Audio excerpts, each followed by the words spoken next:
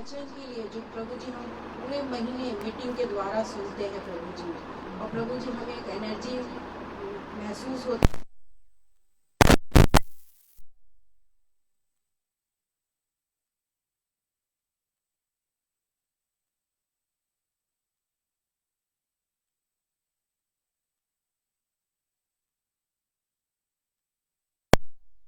जिस सारी रास्ते की बाधाओं को आपने तोड़ा, गाड़ी का नियंत्रण अपने हाथ में रखा, इसके लिए धन्यवाद देते हैं खुदा यीशु मसीह।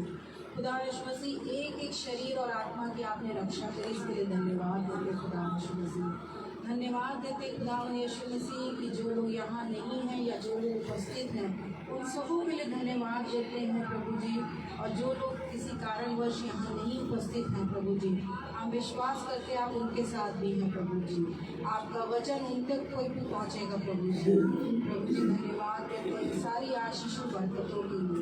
आज के वचन के लिए विशेष करके प्रार्थना करते खुदा यीशु मसीह कि प्रभु जी आपका वचन जो आप लेके आए अपने सेवक के द्वारा, प्रभु जी शरीर उनका हो, जुबान उनकी हो, पर आत्मा प्रभु जी आपके द्वारा। पवित्र आत्मा का वचन जो हमारे बीच में बोया जाए खुदा यीशु मसीह, पवित्र आत्मा हमारे जीवन में काम करने वाली हो खुदा यीशु मसीह। खुदा यीशु मसीह कभी कभी हम सब बहुत लाचार हो जाते हैं क्योंकि ये शरीर है खुदा यीशु मसीह, स्वस्थ पड़ता है, आलस में आ जाता है खुदा यीशु मसीह। और खुदा हम जानते हैं जब हम सच्चे हृदय से आपको मानते हैं और आपके भय और प्यार में आगे बढ़ते हैं तो खुदा यीशु मसीह में विश्वास है कि हमारा सारा आलस दूर करते हैं खुदा यीशु मसीह। खुदा यीशु मसीह अपने इस छोटे झूम के लिए प्रार्थना करते हैं कि अगर हम में से इस वक्त कोई भी खुदा यीशु मसीह बीमार है, प्रभु अपना हाथ पवित्र आत्मा से भरा उस पर रखिए, उसे चंगाई प्रदान करिए खुदा यीशु मसीह। हम प्रार्थना करके इस मीटिंग के द्वारा बहुत सी आत्माएं प्रभु यीशु मसीह जीती जाए। प्रभु यीशु मसीह प्रार्थना करते हैं आपसे आज के दिन के लिए, जहाँ कहीं भी प्रार्थना हो रही खुदा यीशु मसीह, तेरे भवन में जहाँ जहाँ लोग इकट्ठा हुए हैं सब जगह सिर्फ तेरा ही नाम हो खुदा यीशु मसीह, तेरे को महिमा मिलने वाला हो खुदा यीशु मसीह। आपको आशीष मिले खुदा यीशु मसीह, आप अपने आशीष के द्वारा हम सबों को आशीष करिए खुदा यीशु मसीह।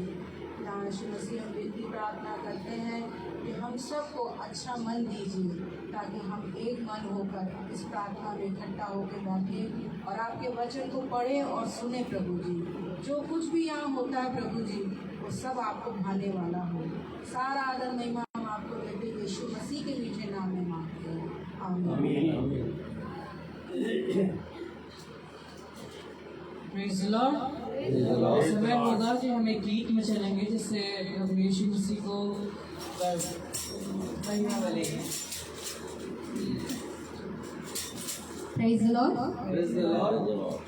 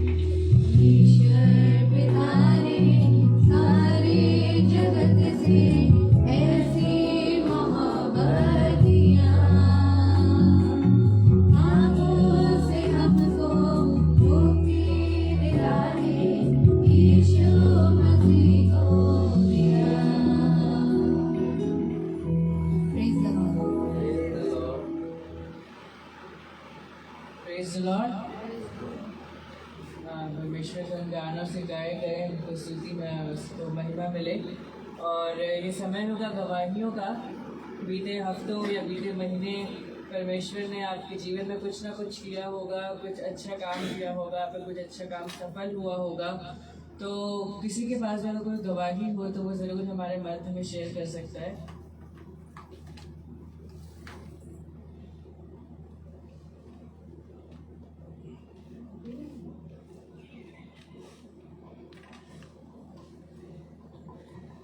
Praise the Lord. Praise the Lord. सचमुच हर दिन, हर जीवन में, हर एक के जीवन में हर दिन, हर पल एक गवाही होती है। और आज मैं एक गवाही देना चाहती हूँ अपने इस घर की। है तो ये गवाही बहुत पुरानी, लेकिन अपने इस घर की गवाही देना चाहती हूँ जिस घर में आज हमारी ये मीटिंग हो रही है। ये 2009 की बात है और 2009 की बात है और हम लोग सोच रहे थे कि ये मकान ले, घर ले। और हमने बहुत कोशिश करी ये घर लेने के लिए। जब हमारे हस्बैंड आए तो उन्होंने जब ये देखा तो उनको पसंद नहीं आया ये घर, लेकिन जब हमने आके देखा तो हमें ये घर पसंद आया और हमने अपने हस्बैंड से कहा ये घर हमें लेना है। और हम लोग ने कहा कि हमें लेना है, तो हम उसकी तैयारी में लग गए कि हमें कैसे लेना है।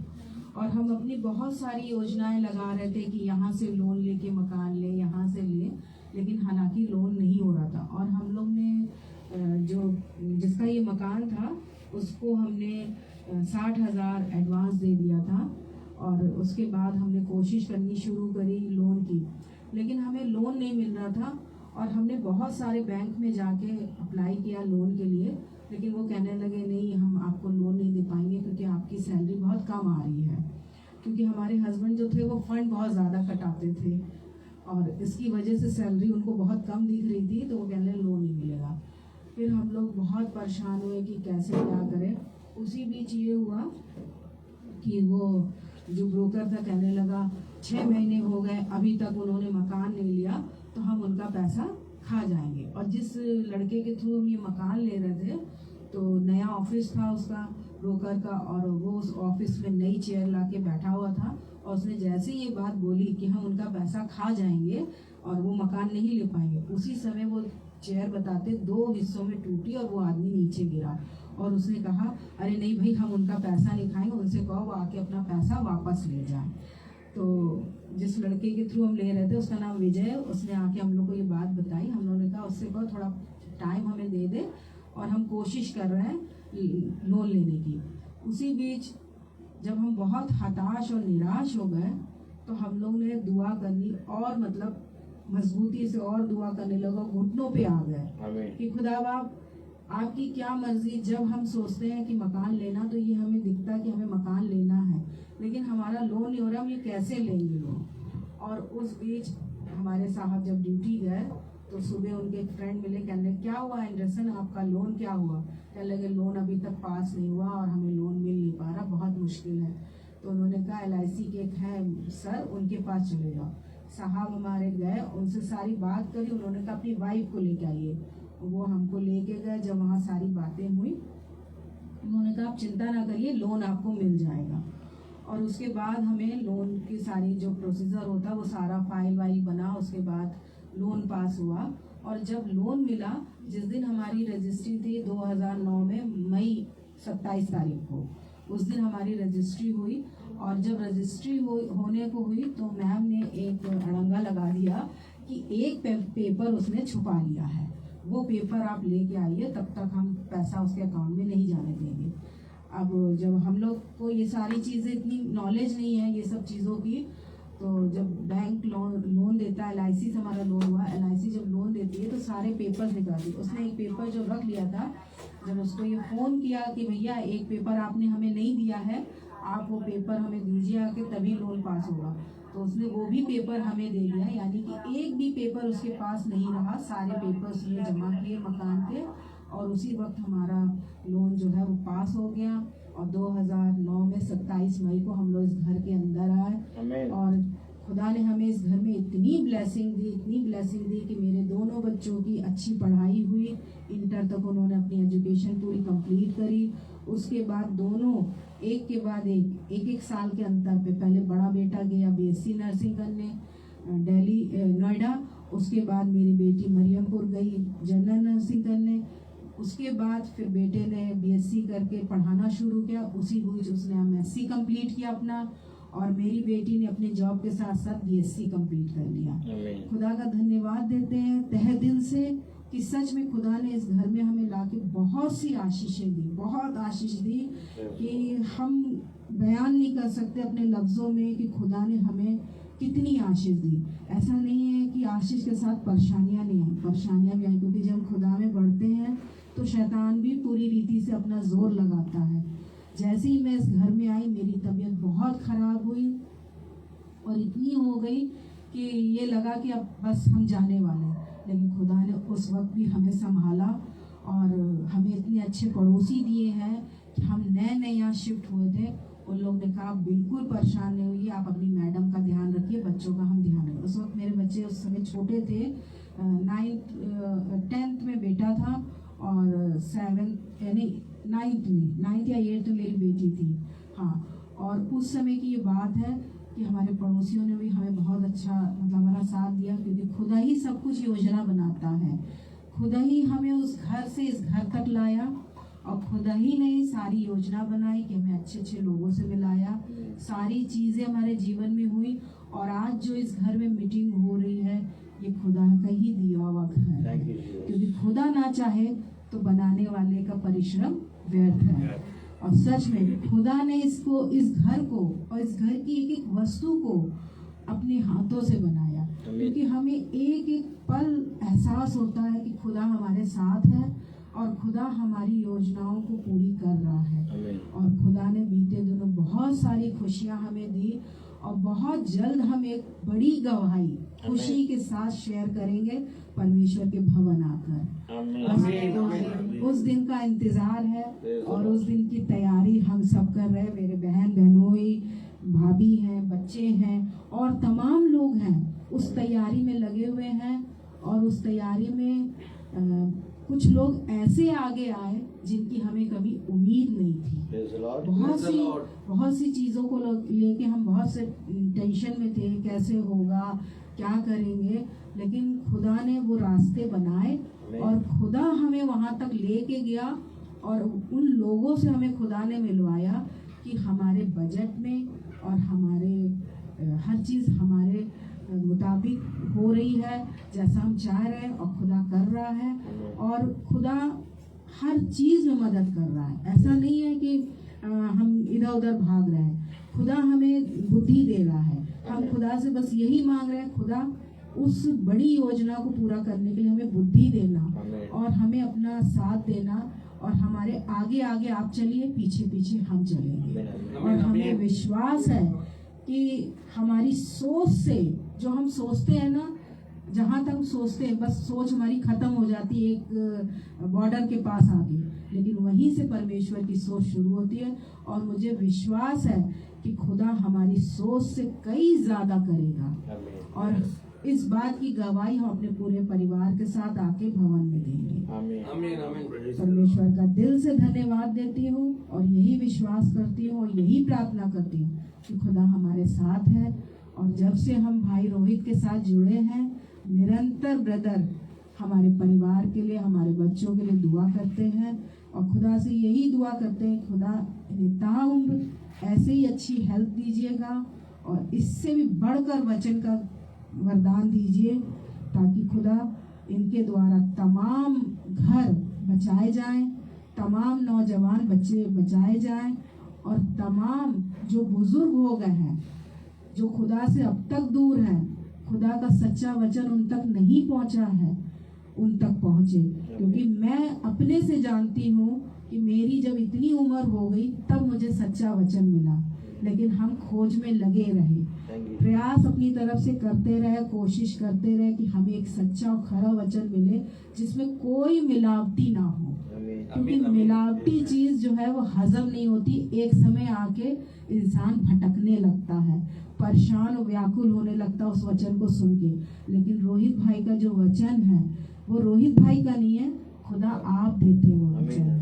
और वो वचन जब हम दिन प्रतिदिन जब सुनते हैं तो हमें लगता आज का वचन में हमें ये स्ट्रॉन्ग पावर मिली, कल के वचन में ये स्ट्रॉन्ग पावर मिली, आने वाले दिन के लिए हमें ये स्ट्रॉन्ग पावर मिली। और जब हम वचन सुनते हैं तो हमारे अंदर एक जोश उत्पन्न होता है और आगे बढ़ने की एक आलसा होती है कि आगे बढ़े, आगे और वचन में क्या होगा।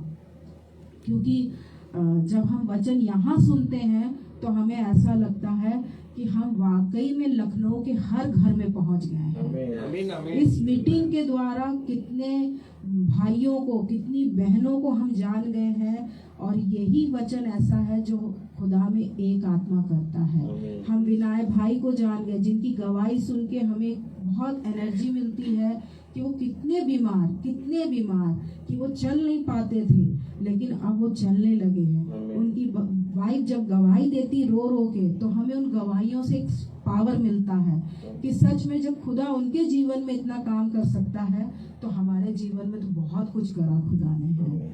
हम धन्यवाद देते हैं खुदा का इस सुंदर समय के लिए कि खुदा ने हम सबों को दिया है और हम बहुत अपने को धन्य मानते हैं कि हमें एक ऐसे भाई से, एक ऐसे झुंड से खुदा ने मिलाया है कि जो दिन प्रतिदिन हमें खुदा की नज़दीकी में ले जा रहा है।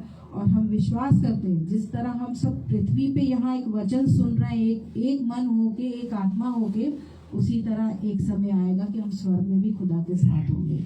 आमीन। Praise the Lord. Praise the Lord.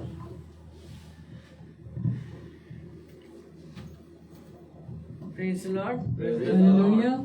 Hallelujah. ये समय होगा कि हम प्रचार में आगे चलेंगे और परमेश्वर के वचन में आगे बढ़ेंगे। अपने स्थानों पे खड़े होंगे,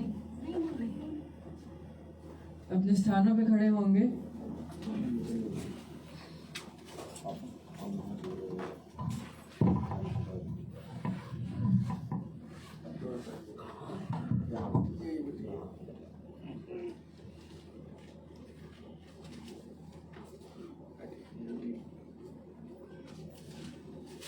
हम सब खोलेंगे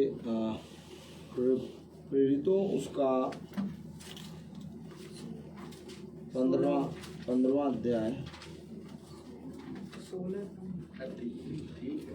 15वां अध्याय उसकी 28वीं आयत। 15 का 28वीं।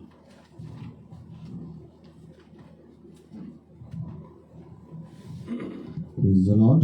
Praise the Lord. Hallelujah. Hallelujah. प्रेरितों उसका 15वां अध्याय और उसकी 28वीं आयत। Praise the Lord. Praise the Lord. Hallelujah, hallelujah.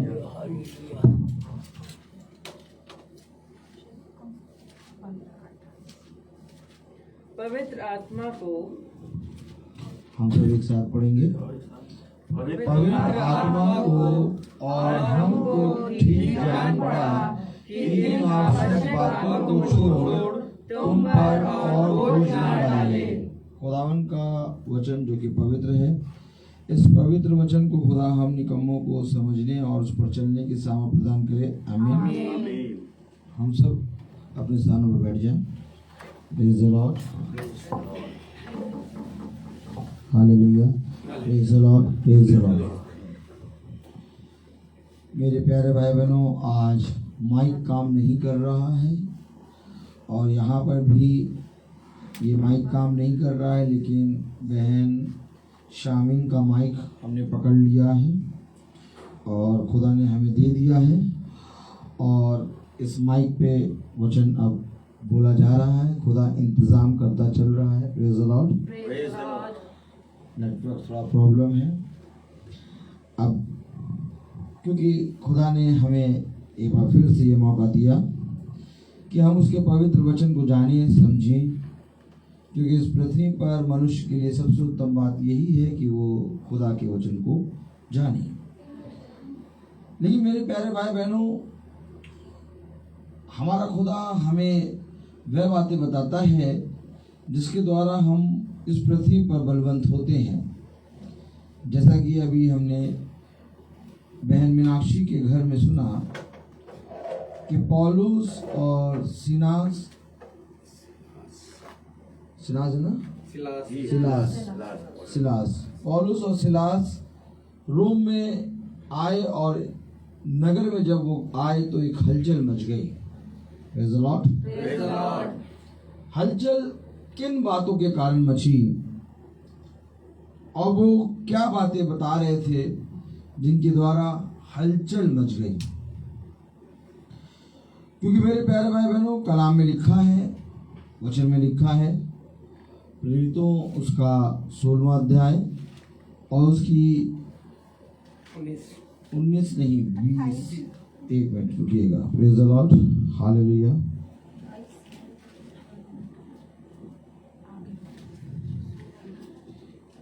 इक्कीसवीं आयत, 21 आयत में लिखा है, क्या लिखा है? और ऐसा व्यक्तियां बता रहे हैं जिन्हें ग्रहण करना या मानना हम रोगियों के लिए ठीक नहीं।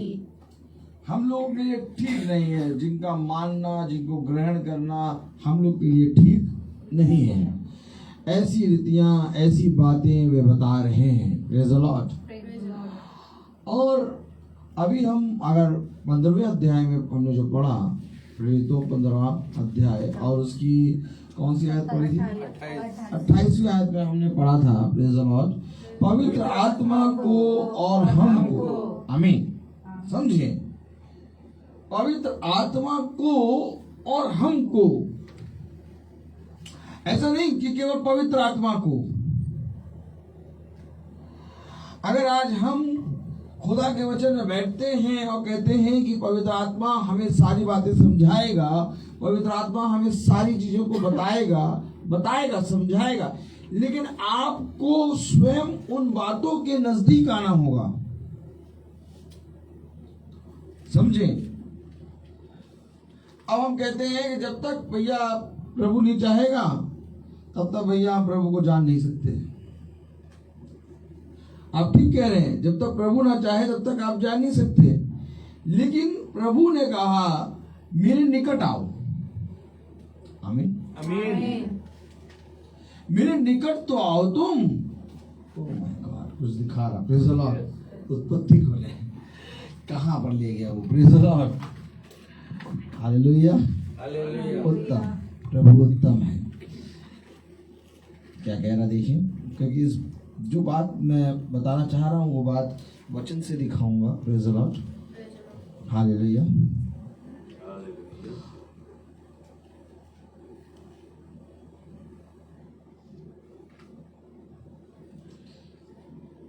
उत्पत्ति 4 अध्याय, उत्पत्ति 4 और उसकी 7वीं आयत में क्या लिखा है? पढ़ें, सब एक साथ पढ़ें। यदि तू भला करे, आमीन। यदि तू भला करे, किससे कह रहा? Can say. यस, खुदा याजक की तरफ देखें। आज हमें और आपको इन बातों को समझना बहुत जरूरी है। मेरे जीवन में क्या हो रहा है और क्या हो चुका है और क्या होने वाला है, मुझे इससे मतलब नहीं होना चाहिए। आज लोग तांत्रिकों और बाबाओं और ओझों और मूंगों और पत्थर और देवी देवता और भूत सिद्धि के पास क्यों जा रहे हैं? वे जानना चाहते हैं। बोले, वे जानना चाहते हैं। और हमारा प्रभु कहता है कि तुम क्या जानना चाहते हो? मैं तुम्हें सारी बातें बताऊंगा। आमीन। मेरे प्यारे भाई बहनों, हमारा कर्तव्य यह है कि भला हमें आज बाइबल समझ में नहीं आ रही, भला आज खुदा हमसे बात नहीं कर रहा, भला आज हमारे काम नहीं हो रहे, लेकिन हम उसके निकट आ जाएं। आमीन। मैं मानता हूं आज काम नहीं हो रहा, 1 महीने में काम नहीं हो रहा, 1 साल में काम नहीं हो रहा, एक दिन आएगा कि वो सारे काम तुम्हारा खुदा ऐसे कर देगा तुम्हें पता भी नहीं चलेगा। आमीन। एक दिन आएगा वो वचन जो तुम्हें समझ में नहीं आता वो खुदा आके समझाएगा।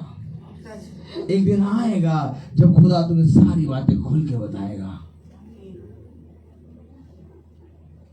एक झूले पे माया पड़ा रहता था कि कुंड में पानी हिले और कोई मुझे डाले। एक दिन प्रभु उसके पास आ गया तू क्या चाहता है। आमीन आमीन आमीन। आमीन। उस कुंड को स्वर्गदूत हिलाता था। स्वर्गदूत को नहीं भेजा खुदा ने। उस झोले के मरीज के पास खुदावन खुद उसके सामने आके खड़ा हो गया। आमीन। Praise the Lord. क्यों आके खुदा आके खड़ा हो गया? क्योंकि वो हमेशा ये ताकता था कि कोई एक आए और मुझे उस पानी में डाल दे। आमीन। अगर आपके अंदर एक चाह होगी, खुदा उस एक चाह से अपने आप को खुदा तुम्हारे ऊपर प्रकट करने की सामर्थ्य रखता है। आमीन। लेकिन क्या हमने और आपने अपने जीवन में ऐसा परिश्रम किया? निकट आने का तरीका केवल एक है, एक संगति में हो लो। एक संगति में आज हम अपने जीवन में खाने पीने की वस्तुओं का जो इस्तेमाल करते हैं उसका नाम हमें रट्टू तोता रटा हुआ है। आमीन आमीन। हमें मालूम है कि इस ब्रांड का ही तेल आएगा घर में। हमें मालूम है कि इस ब्रांड का ही टूथपेस्ट आएगा घर में। हमें मालूम है कि साबुन अगर आएगा तो केवल ये आएगा। हमें मालूम है कि अगर हेयर ऑयल आएगा तो केवल ये आएगा। हमें एक एक चीज के बारे में मालूम है, लेकिन क्या कभी हमने अपने जीवन में खुदा की संगति जिसमें हमें हो लेना है, जिसके विषय में खुदा ने कहा कि और समय निकट है और जैसे जैसे तुम समय को निकट आते देखो तुम मेरी संगति में हो लो। क्या हमने उस संगति की ओर दृष्टि की? क्या हमने ये देखा कि हमें किस संगति में चलना है? प्रभु मैं तुझसे मांगता हूं कि वो संगति किसी भाई या किसी बहन या किसी मनुष्य की ना हो बल्कि तेरी हो। आमीन। कब हमने इस रीति से प्रभु से प्रार्थना करा? क्योंकि खुदा के कलाम में लिखा है प्रेरित तो उसका 15वां अध्याय और उसकी 28वीं आयत क्या कह रही है? पवित्र आत्मा ने और हमने, आमीन आमीन। क्या लिखा है? पवित्र आत्मा को और हमको ठीक जान पड़ा। देखिए समझिए, पवित्र आत्मा को और हमको Praise the Lord, Praise the Lord. ठीक जान पड़ा। भैया पवित्र आत्मा को जो ठीक जान पड़ा बस वो बहुत है। हमको क्यों लगा रहे हो? पवित्र आत्मा के साथ हमको क्यों लगा रहे हो? पढ़िएगा 28वीं आयत। पवित्र आत्मा को और हमको ठीक जान पड़ा। अब जो हमको लगा रहे हैं वो पवित्र आत्मा की संगति में हैं। आमीन। और उत्पत्ति 4 और उसकी कौन सी आयत थी? वो 7वीं आयत में लिखा यदि तू भला करे तो क्या तेरी भेंट ग्रहण ना की जाएगी? क्या तेरी भेंट ग्रहण नहीं की जाती? इससे कोई मतलब नहीं कि तू केन है कि हाबिल है। केन दुष्ट की संतान है, तो क्या केन दुष्ट की संतान है तो हम और आप किसकी संतान है? क्या हम और आप खुदा की संतान है? नहीं, हम और आप खुदा की संतान मेरे प्यारे भाई बहनों नहीं है। हम और आप दुष्ट की संतान है, लेकिन खुदा का लहू, खुदा का वो नाम, पवित्र नाम जो सब नामों में धन्य है, वो हमें खुदा की संतान बनाने का अधिकार रखता है। आमीन। और जैसे ही वो अपना आत्मा उठाए हम फिर दुष्ट की संतान हो जाएंगे। इसलिए इस पृथ्वी पर तुम्हारे लिए ये अवश्य है कि तुम खुदा में बने रहो। जैसे ओह माय गॉड, जैसे अगर आप देखें कि एक आदमी बहुत वीक हो गया, उसका बल जा गया, उसका बल जाता रहा, उसके अंदर एकदम भी सामर्थ्य नहीं है कि वो खड़ा हो जाए, वो अपने हाथों को लुंज पुंज छोड़ दे रहा है, तो जैसे ही डॉक्टर ले जाएगा उसको, जैसे आप डॉक्टर के पास ले गए, हॉस्पिटल या तो कोई भी हॉस्पिटल, तुरंत उसको कौन सी बोतल चढ़ती है? ग्लूकोज की तुरंत लगा देते हैं। कोई भी दवाई, कोई भी चीज, कुछ भी नहीं देंगे, पहले ग्लूकोज लगा देंगे ताकि जो लुंज बना है वो इसका जाए। आमीन है? ठीक इसी तरीके से बिना खुदा के लहू, बिना खुदावन के नाम, बिना खुदा के वचन के मनुष्य लुंज पड़ा है, दुष्ट की संतान। जैसे ही वो ग्लूकोज अर्थात जैसे ही खुदा का वचन चढ़ता है, मनुष्य बात झाग जाता है। कहाँ लिखा? मैं दिखा दूंगा ना, कहाँ लिखा? तो ये बात भी थी, जो बात मैं बता रहा हूँ उसको दिखाऊंगा बाइबल से। Praise the Lord. कहाँ लिखा? देखो कहाँ लिखा। आमीन, हालेलुया। आइए देखें, इसको भी देखेंगे। Praise the Lord, hallelujah. यहेजकेल 37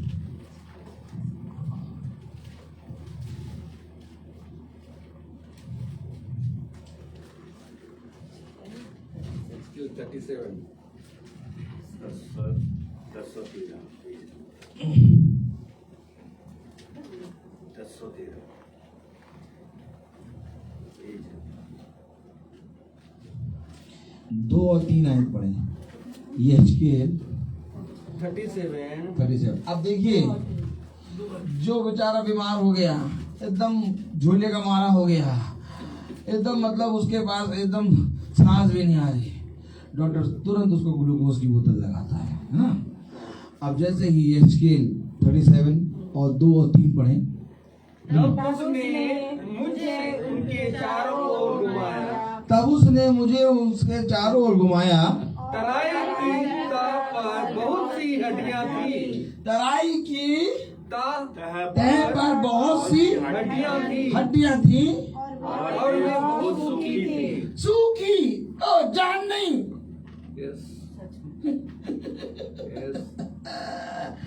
कैसी हड्डी? सूखी हड्डी, जानी नहीं। जब मरीज पहुंचा हॉस्पिटल, जानी नहीं भैया, देखो हाथ पांव छोड़ गए। जैसे 2-3 ग्लूकोज की बोतल चढ़ी, वैसे इनकी आंखें खुली। ओ तो ये ग्लूकोज की बोतल भी कुछ दर्शाती है क्या? यस। आपका सोच रहे हैं, ये जितना भी ट्रीटमेंट हो रहा है, जो डॉक्टर करते हैं, ग्लूकोज की बोतल चढ़ रही है, ये चढ़ रहा, वो चढ़ रहा, ये चढ़ रहा, ये सब वचन में है। सारी चीजें वचन में है। वो बहुत ही सूखी थी। आगे बढ़े। तब उसने मुझसे पूछा, हे मनुष्य के संतान, क्या ये हड्डियां जी सकती है? क्या ये हड्डियां जी सकती है? तो हड्डियों को जलाने के लिए क्या करना पड़ेगा स्वामी? ग्लूकोज की बोतल में वचन डाल के लगाना होगा। यही तो वो कांटा है जिसके विषय में कह रहा पौलुस, प्रभु हो सके तो कांटा निकल जाए। क्यों? क्योंकि उसको क्या कहते हैं, उसका क्या नाम होता है जो कहते हैं यहाँ पर लगा देते डॉक्टर? वीगो।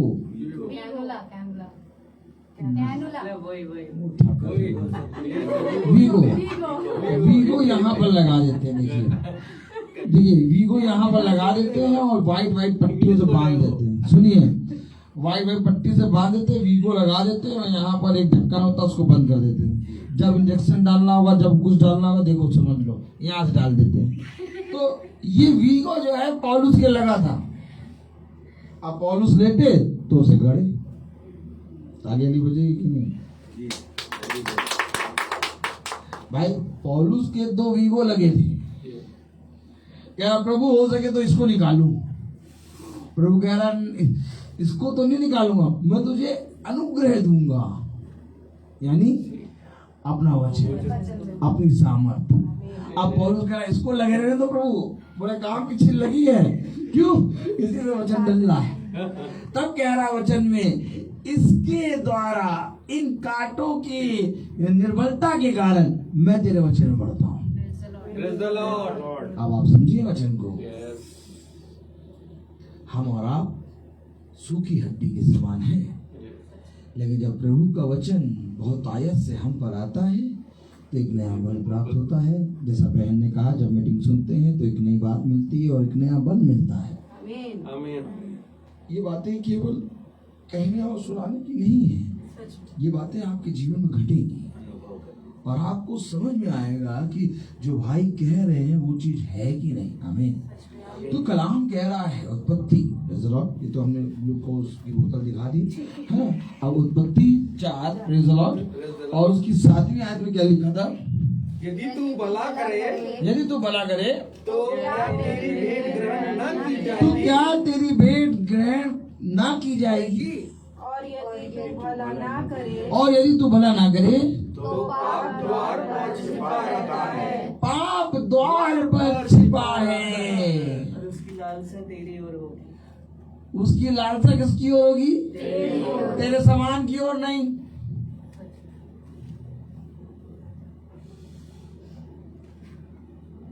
तेरे सामानों की, तेरी वस्तुओं की ओर नहीं। तेरी लालसा होगी वस्तुओं पे, सामानों पे, उसकी लालसा तेरी ओर नहीं। उसकी लालसा, पाप जो द्वार पे खड़ा है उसकी लालसा तेरी यानी कि केन यानी कि मनुष्य की ओर लगी होगी। यानी पाप की लालसा केवल एक है कि मैं इसको स्वर्ग के राज्य से निकाल दो। राज्य में जाने ना दूं। जाने ना दो। उसकी लालसा तेरी ओर। शैतान आपकी गाड़ी, आपके बंगले, आपके रुपए, आपके पैसे, किसी चीज से प्यार नहीं है। वो केवल तुम्हें भगाया और उसकी लालसा तेरी ओर होगी। पाप द्वार पे खड़ा है और यदि तू भलाई ना करे तो भलाई क्या है? केवल एक बात कि यहोवा के वचन के निकट आ जा। और भलाई ना करना, यहोवा के वचन से दूर रहना, क्योंकि केवल एक है जो हर कामों में भले कामों का नमूना बन गया। आमीन। भला कौन है? भला चरवाहा। अगर पाप द्वार पे खड़ा है तो वो इसीलिए द्वार पे खड़ा है क्योंकि भलाई तेरे अंदर है, नहीं तो कब का वो द्वार से भीतर आ गया होता। देख, वो देख, तेरे डेरी के निकट एक भी रोग आने ना पाएगा। तो क्या डेरी पे खड़ा है क्या? यस। लेकिन डेरे के निकट क्यों नहीं आएगा? क्योंकि डेरे के निकट मैं हूं। क्या मिलेगा मीटिंग में बैठ के? क्या मिलेगा प्रार्थना को सुन के? क्या मिलेगा वचन को सुन के? तुम नहीं जानते कि तुम्हारा युद्ध मांस और लहू से नहीं बल्कि अंधकार की शक्तियों से है। उसने कहा आत्मिक हथियार बांध लो, तब जाके शैतान की युक्तियों से सामना करो। हमारा मन हमारे बेटे, हमारा मन हमारी बेटी, हमारा मन हमारा पति, हमारा मन हमारा घर, हमारा मन हमारे पड़ोसी, हमारा मन इस संसार की चीजों पे लगा रहता है। लेकिन संसार की, शैतान की लालसा तुझसे होती है। पकड़ लो ये वचन। उसका टारगेट केवल हम। कह रहा पाप द्वार पे खड़ा है और उसकी लालसा केवल तुझसे है। कब? यदि तू भलाई ना करे। इसलिए पवित्र आत्मा हमको, और हम क्या कह रहा, प्रेरितों 15वां अध्याय और उसकी 28वीं आयत ना, पवित्र आत्मा को और हमको ठीक जान पड़ा। अब पवित्र आत्मा को और हमको यानी कि पौलुस और सिलास को, आमीन। अब पौलुस और सिलास को कैसे ठीक जान पड़ा? क्योंकि ये पौलुस और सिलास पवित्र आत्मा की सहभागिता में हैं। अब पवित्र आत्मा और पौलुस और सिलास अलग नहीं है। जिस तरह से आप कहते हैं पिता, पुत्र और पवित्र आत्मा, ओह माय गॉड, फिंगर करें, पिता, पुत्र, पवित्र आत्मा। अब यहां पर लिखा पवित्र आत्मा, पौलुस और सिलास। ए भाई कैसे बता रहे हो? ये ऐसे ही है, ये एकदम सेम ऐसे ही है, जरा सा भी अंतर नहीं है। क्योंकि पवित्र आत्मा की सहभागिता में जो आएगा वो एक हो जाएगा। Praise the Lord. क्योंकि पवित्र आत्मा को जो जान पड़ा वही पौलुस और सिलास को जान पड़ा। Amen. अर्थात जो पिता की इच्छा है वही पुत्र की इच्छा है, वही पवित्र आत्मा की इच्छा है। तो पिता यीशु मसीह, पुत्र यीशु मसीह, पवित्र आत्मा यीशु मसीह, ये एक है। तो पवित्र आत्मा को जो जान पड़ा वो कौन? वो यीशु मसीह है। तो सिलास और पौलुस को जो जान पड़ा वो कौन? जो दमिश्क की राह पे दिख रहा है, मैं यीशु। यीशु। Yes. समझ में आया? Yes. हम और आप अलग नहीं हैं, क्योंकि खुदा आपको और हमको अपने भीतर रखने की सामर्थ्य रखता है। और जो कोई उसका अंग होता है, जैसा कि वचन में लिखा है कि अंग अलग अलग है, लेकिन जब ये एक साथ आते हैं तो एक देह बनती है। और फिर इनको कॉलिंग किया जाता देह। आमीन। ठीक इसी तरीके से हम और आप और भविष्यवक्ता और जितने भविष्यवक्ता आ चुके और जितने हैं, जितने प्रभु के प्रचारक हैं, वे सब एक अंग हैं। और जब ये सब एक साथ जुड़ते हैं तब एक मसीह की दुल्हन बनते हैं। बिना इसके आप बिना एक हुए आप कभी भी खुदा को नहीं जान पाएंगे। इसलिए उसने कहा पवित्र आत्मा को और हमको। आमीन। अब पढ़ें 28वीं आयत। पवित्र आत्मा को और हमको ठीक जान पड़ा कि इन आवश्यक बातों को छोड़ तुम पर और बोझ न डाले। तो पवित्र आत्मा को और खुद हमको ये बूझ पड़ा कि इस पवित्र बातों को छोड़ तुम पर और कोई बोझ न डाले। वो बातें क्या है? पढ़े। तुम और लहू से और गला घोटे हुए के मांस से और व्यभिचार से दूर रहो। अरे ये 29वीं आयत में लिखा है। Yes.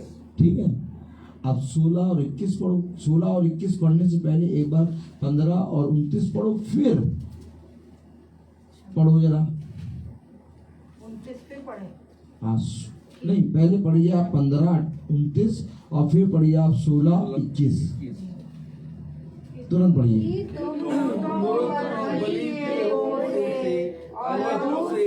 और गला घोटे हुए के मांस से और व्यभिचार से दूर रहो, इससे दूर रहो, तुम्हारा भला होगा। आगे 21, 16, 21। और ऐसी रीतियां बता रहे हैं जिन्हें ग्रहण करना या मानना हम लोगों के लिए ठीक नहीं है। क्या ग्रहण करना, मानना? और क्या बता रहे हैं कि तुम मूर्तों, गला घोटे हो और व्यभिचार और मांस और लहू। पढ़िए ना, मूर्तों, गला घोटो, मूर्तों में बलि किए हुओं से और लहू से और गला घोटे मांस से और व्यभिचार से दूर रहो। तो क्या ये जो रोगी थे ये क्या करते थे? ये यही कर रहे थे। इनका नगर मूर्तों से भरा पड़ा था।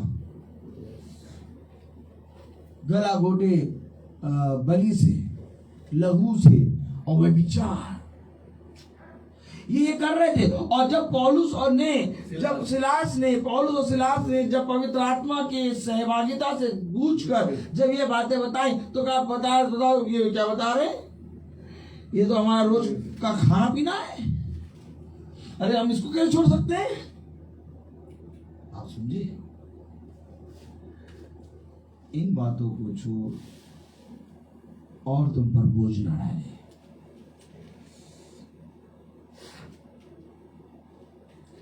पौलुस और सिलास जब ये बातें बताने लगे तो हुआ क्या? पढ़ेंगे 21वीं आयत और 22वीं आयत। और ऐसी रीतियां बता रहे हैं और ऐसी रीतियां बता रहे हैं जिन्हें ग्रहण करना या मानना हम रोमियों के लिए ठीक नहीं। हम रोमियों के लिए ठीक नहीं। तब भीड़ के लोग तब भीड़ के लोग उनके विरोध में इकट्ठा होकर उनके विरोध में इकट्ठा होकर चढ़ आए और हाकिमों ने उनके कपड़े फाड़कर हाकिमों ने उनके कपड़े फाड़कर उतार डाले और उन्हें बेत मारने की आज्ञा दी। कर क्या रहे थे पौलुस और सिलास? खुदा के वचन का प्रचार, और उन्हें वे आज्ञाएं दी जो आज्ञाएं बेत मार के, कपड़े उतार के, उनको मार पीट के बंदी गृह में डालने की।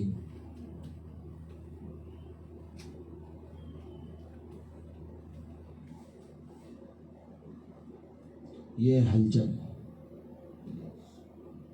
जो पौलुस और सिलास ने पूरे रोम नगर में मचा रखी थी,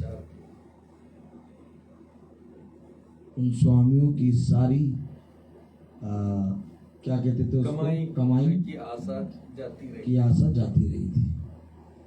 तो कमाई की आशा क्या थी? पशु को खरीदो, गला घोटो, भेंट चढ़ाओ, बलिदान चढ़ाओ, मूर्तों को खरीदो, मूर्तों को बना रहे हैं। उनकी सारी कमाई का जरिया है ये सारी चीजें कमाई का जरिया। बहुत बड़ी कमाई मूर्तों से हो रही है। बहुत बड़ी कमाई बलि चढ़ाने वाले पशुओं से हो रही है। नॉर्मल जो बकरा होगा वो आपको मिल जाएगा 1000, 1500, 2000, और वही बकरा अगर बलि चढ़ाने वाला होगा तो 30,000, 40,000। उनकी कमाई, व्यभिचार, सारा हर एक गली, हर एक नगर इससे भरा पड़ा था।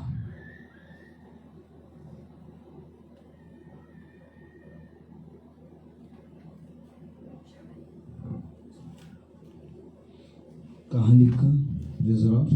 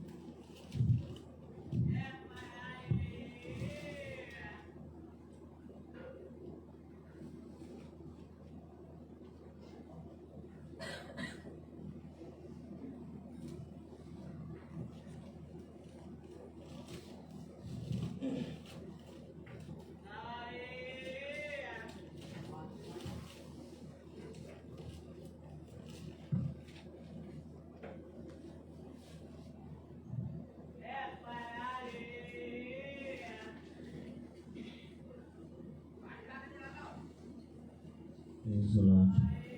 Praise the Lord. Praise the Lord.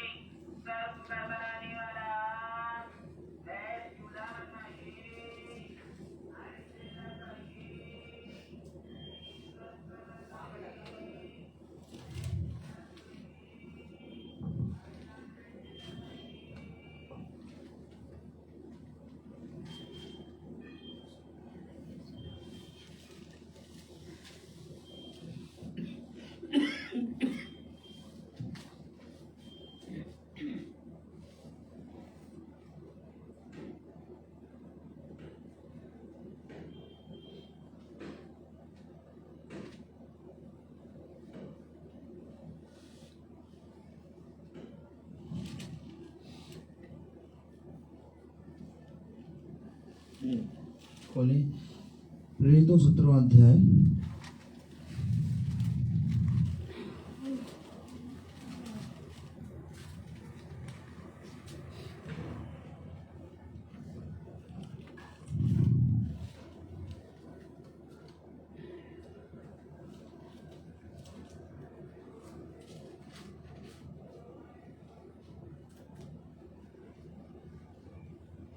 और उसकी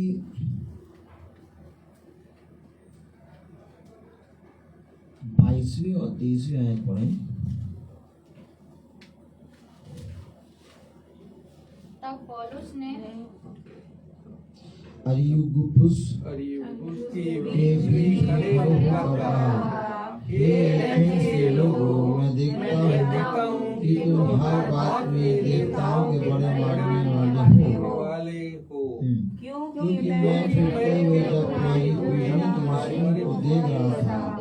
देखिए, पूजने की वस्तुएं, ये मूर्तें, हर बात में देवताओं को मानने वाले,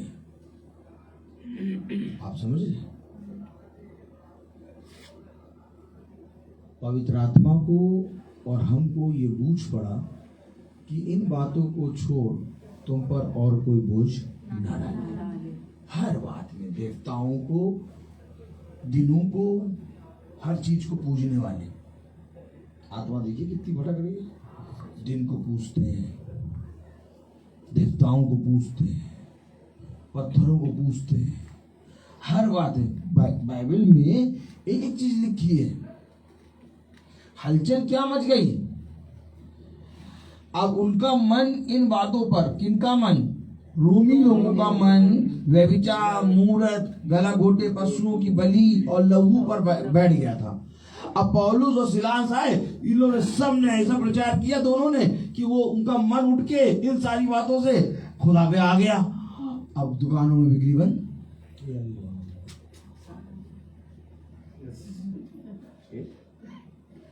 ये तो बात लिखी है और पढ़ेगा 16वां अध्याय और उसकी 19वीं आयत।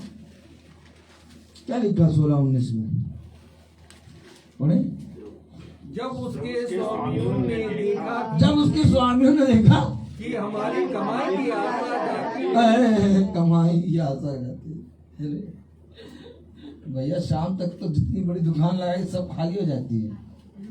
हाँ, जितने लड्डुओं के वो लगा लो, जितनी चीनी मिला लो, सब बिक जाएंगे। तेल से बनाओ, चीनी से बनाओ, जो डालो, बिकना है। कोई दोबारा आके कहेगा नहीं। उनकी कमाई के द्वारा पवित्र आत्मा और हमको ये बूझ पड़ा।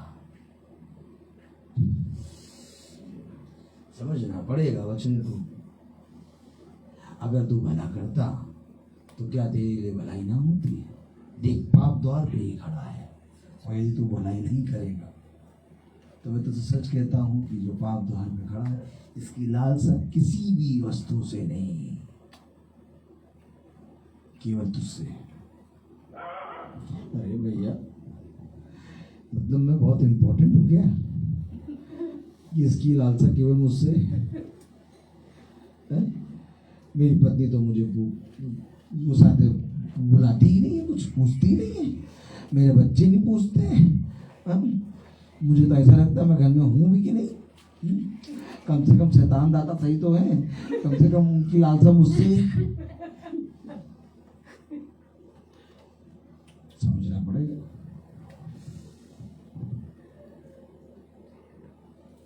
जब कब्र में डाला जाता है ना मनुष्य, खड़ा रहता है शुक्र,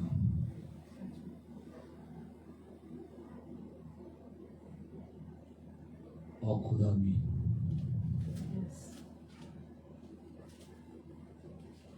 इन बातों को आज हम और आप नहीं समझ पा रहे, लेकिन उठाने के लिए खड़ा रहता है। उन्होंने तो डाल दिया, उठाएगा चेतन, क्योंकि लालसा उससे है। और अगर तू भला करता तो क्या तेरे साथ भलाई ना होती? तो क्या मैं ना उठाता तुझे? मैं यहाँ पर ले जा रहा हूँ, मेरी दौड़ यहाँ पर है। मेरी दौड़ कहाँ पर है? मैं लक्ष्यहीन नहीं बल्कि लक्ष्य की ओर दौड़ रहा हूँ।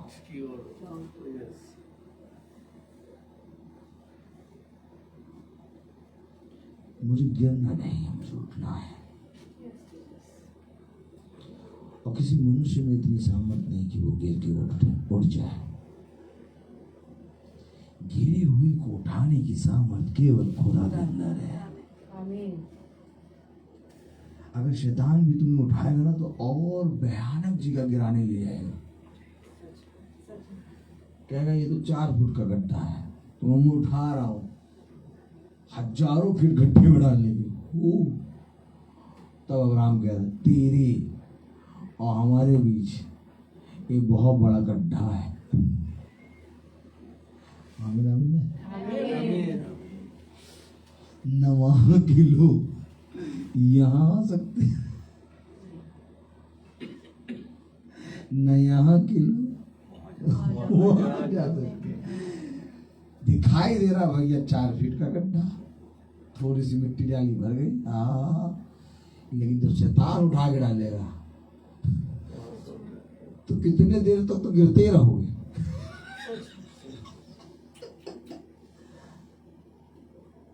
फिर वहां दया नहीं होगी, ना ही प्रभु का दाहिना हाथ होगा और ना ही वचन होगा।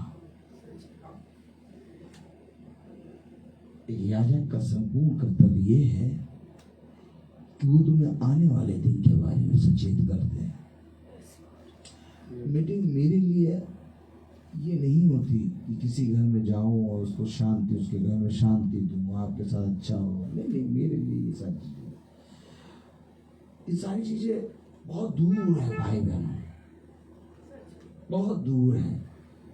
क्योंकि जिन बातों को देख के खुदा पृथ्वी पे उतरा वो यही है कि शैतान तुम्हें पकड़ने ना पाए। खुदा कहता है मेरी गोद में आ जाओ। पवित्र आत्मा को और हमको ये बूझ पड़ा कि जो बातें तुम्हारे लिए आवश्यक है, तो क्या ये बातें हमारे लिए आवश्यक है? क्या जो सबसे ज्यादा जरूरी है उसको पकड़ो और बोझ ना डालो और बातों की चिंता ना करो और संदेह ना करो। बेटे के साथ क्या होगा, बेटी के साथ क्या होगा, पत्नी के साथ क्या होगा, पति के साथ क्या होगा। जब लेटते तब कमर का दर्द बताती क्या होगा। थोड़ा सा ध्यान देना होगा तुम्हें खुदा के वचन में चलने के लिए तुम्हें खुदा के वचन में देखना होगा। आमीन। नहीं तो देखते रहे संसार की चीजें।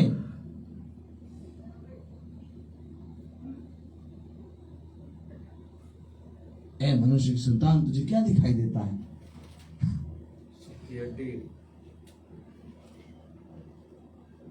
क्या दिखाई दे रहा मुझे?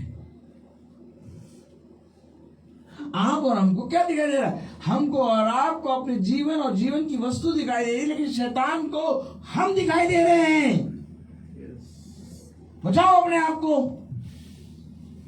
और मैं देखूं कि कौन है ऐसा हाथ और कौन ऐसा मनुष्य है जो शैतान के हाथों से आप और मुझको बचा सके।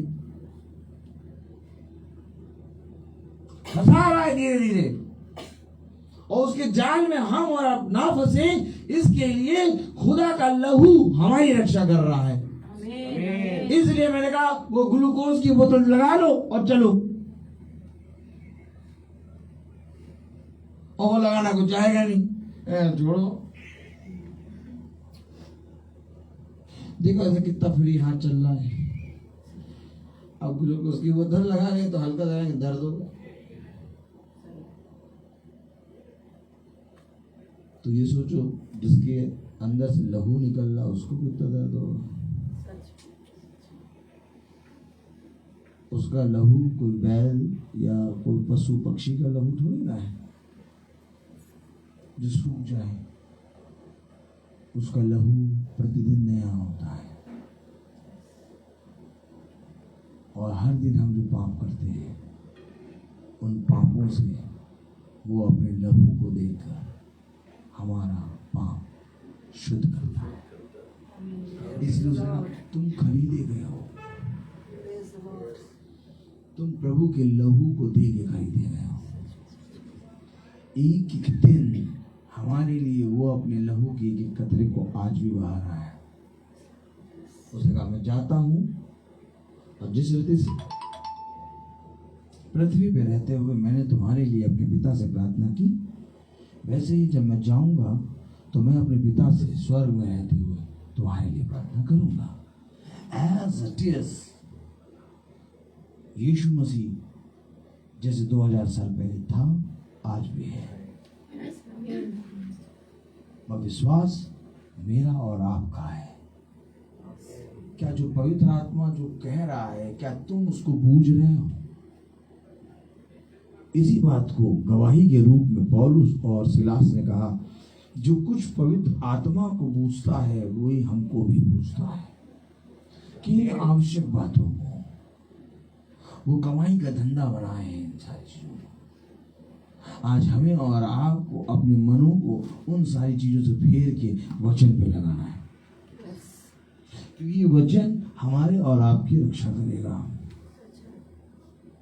कह रहा इन सारी चीजों से बचो, क्योंकि आने वाले समय में मैं तुम्हें बहुत सी आशीषें दूंगा। आने वाले समय में मैं तुम्हें बहुत आयत का फल दूंगा। कैसे थामोगे उसको? कैसे? मेरी बेटी रूथ का 1 साल हो चुका हो, बर्थडे हो चुका 14 तारीख को, और अगर आप मुझसे पूछें कि 1 साल तुमने उसके जीवन में जो वो 1 साल जी तुमने क्या किया, तो मैं कहूँ मैंने कुछ किया ही नहीं, और 1 साल उसका हो भी गया। समझ रहे हैं आप? और ये दुनिया कह रही तू पिता है रूथ का, और मैं जानता हूं कि मैं पिता हूं नहीं रूथ का। रूथ का पिता है खुदा। क्योंकि अगर तुम मसीह होगे तब तुम अपने बच्चों को उसके पिता से मिलाओगे। आप और मुझको समझना है ये बात। अब्राहम इसहाक से कह रहा, मैं तेरा पिता नहीं हूं, तेरा पिता तो ये रहा, यहोवा शालीम। आमीन। उसने एक मार्ग दिखाया इसहाक को। इसहाक अब्राहम के पास नहीं भाग रहा, इसहाक भाग रहा खुदा के पास, क्योंकि इसहाक भागा खुदा के पास, इसलिए खुदा ने कहा मैं अब्राहम, इसहाक और याकूब का पिता हूं। सिंपल है। इसकी गवाही खुदा ने खुद दी। क्यों खुदा? इसहाक के पिता आप हैं, तो अब्राहम कौन हुआ? अब्राहम केवल एक सरिया है पृथ्वी पर, और स्वर्ग में तुम्हारा केवल एक पिता, वो है यीशु मसीह। जिस दिन तुम यीशु मसीह को जान जाओगे, तुम्हारा पिता तुम्हारा भाई होगा। देखो, गुरुवार आप ही बताइए, एक स्त्री का एक पति वो मर गया। उसके पति के 5 भाई थे। उसने चौथे से भी विवाह किया, वो भी मर गया। तीसरे से किया, वो भी मर गया। दूसरे से किया, वो भी मर गया। पहले से किया, वो भी मर गया। अब आप मुझे बताइए कि जब ये स्वर्ग राज में जीवित होंगे तो इस स्त्री का कौन, 5 में से किसका कौन पति होगा? खुदा कहता है तुम्हें क्या स्त्री भी समझ नहीं? वहां कोई किसी का पति नहीं, कोई किसी का भाई नहीं, कोई किसी की बहन, कोई किसी का पुत्र नहीं होगा। वहां सब भाई बहन होंगे। तो अगर वहां सब भाई बहन होंगे और अगर आप पृथ्वी पर रहते स्वर्ग में हैं तो यहाँ पर भी सब भाई बहन होंगे। आमीन। हो सकता है एक पिता पुत्र के विरोध में बोल दे, हो सकता है एक बेटी अपनी माँ के विरोध में बोल दे, हो सकता नहीं, ये होता है क्योंकि वचन में लिखा है, ये अवश्य है कि पुत्र पिता के विरोध में और बेटी माँ के विरोध में और सास अपनी बहू के विरोध में खड़े होंगे। लेकिन कभी भी मसीही जन एक दूसरे के विरोध में नहीं खड़े होंगे।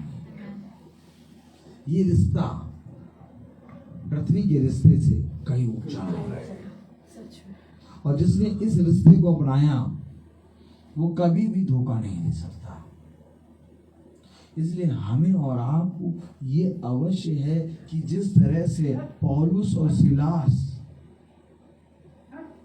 उन बातों को लेके भाई और बहनों के बीच में गए जिन बातों को बताना आवश्यक था, वैसे हमें और आपको भी इस पृथ्वी पर हमारे भाई और बहनों के बीच में ले आके एक गवाह बन के बताना है। तब तो हम और आप बनेंगे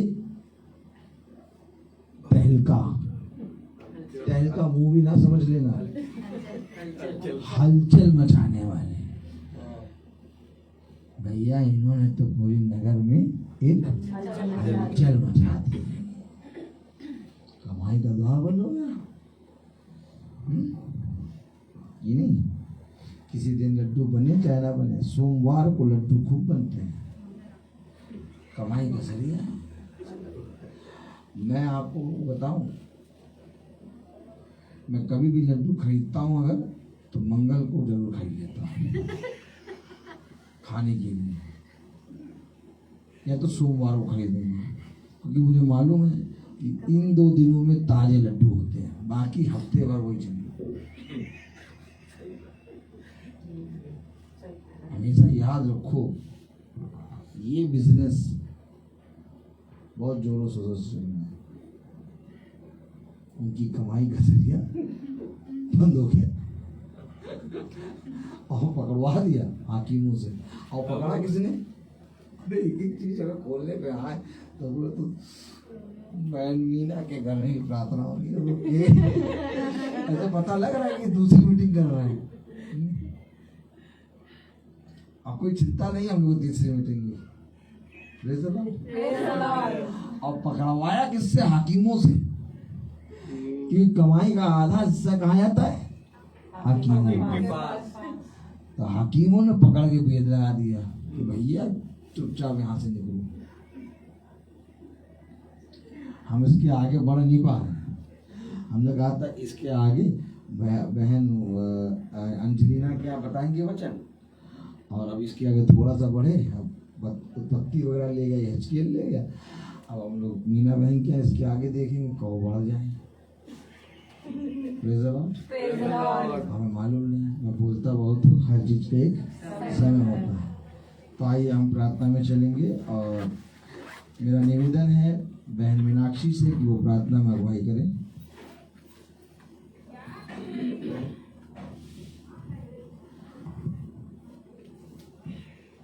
धन्यवाद धन्यवाद धन्यवाद प्यारे परमेश्वर, आज के सुंदर दिन के लिए आपका धन्यवाद करते हैं। धन्यवाद करते हैं खुदावन, अब सुबह से और अब तक हम आपके वचनों बने हुए हैं खुदावन, और हम धन्यवाद करते हैं खुदावन कि आपने हमें ये दिन दिखाया है खुदावन कि, और हमें इस योग्य समझा है कि हम आपके वचन में बैठने पा रहे हैं खुदावन, क्योंकि आपके इच्छा के विरुद्ध कुछ भी नहीं हो सकता है खुदावन। जब आप चाहते हैं खुदावन तभी हम वो चीज़ें सुन सकते हैं खुदावन, और इन चीज़ों में बैठ सकते हैं खुदावन, आपके वचनों के साथ रह सकते हैं खुदावन। हम आपका धन्यवाद करते हैं, आपने हमें इस योग्य बनाया खुदावन।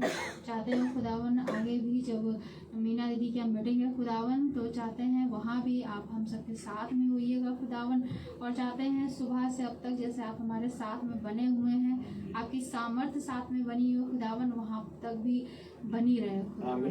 चाहते हैं खुदावन आज के वचन को जब हम सुन चुके हैं खुदावन 2 बार खुदावन, इन वचनों पर हम सुने ही नहीं बल्कि अपने कान लगा करके उस पर चलने वाले भी हो सके। खुदावन चाहते हैं रोहित भाई को आपके हाथ में सौंपते हैं, और सामर्थ्य और बल और अपनी आत्मा दीजिएगा खुदावन, ताकि वो हमेशा इसी तरह अपने वचनों के द्वारा हमें सुधारते रहें खुदावन।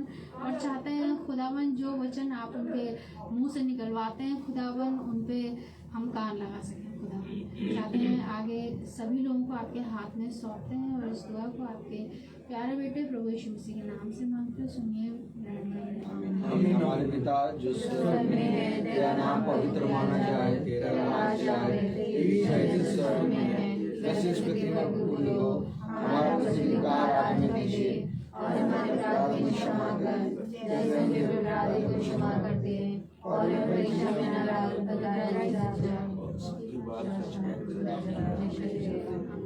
अब हमारे खुदावन यीशु मसीह का फजल, खुदा बाप की मोहब्बत, पाक रूह की रिफाकत और शराकत हम में से हर एक विश्वासी जन के साथ अब से लेकर अनंत काल तक होती रहे। आमीन। धन्यवाद धन्यवाद धन्यवाद, सारी आशीषों के सोते धन्यवाद। धन्यवाद धन्यवाद धन्यवाद, सारी आशीषों के सोते धन्यवाद। सारी आशीषें आदि ऊपर से, हालेलुया। धन्यवाद धन्यवाद धन्यवाद, सारी आशीषों के सोते धन्यवाद।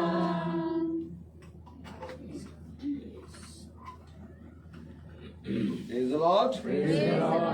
Praise the Lord. Praise the Lord, sister. Praise the Lord, sister. Praise the Lord, brother. Praise the Lord, brother. Praise the Lord, sister. Praise the Lord, beta. Praise the Lord, beta. Praise the Lord, beta. Praise the Lord, brother. Praise the Lord. Praise the Lord. Praise the Lord. अब तीसरी meeting आप लोगों को 1 बजे मिलेगी। Praise the Lord. बहन मीना के घर पे हम लोग जाएंगे, 1 बजे स्टार्ट होगी। Praise the Lord.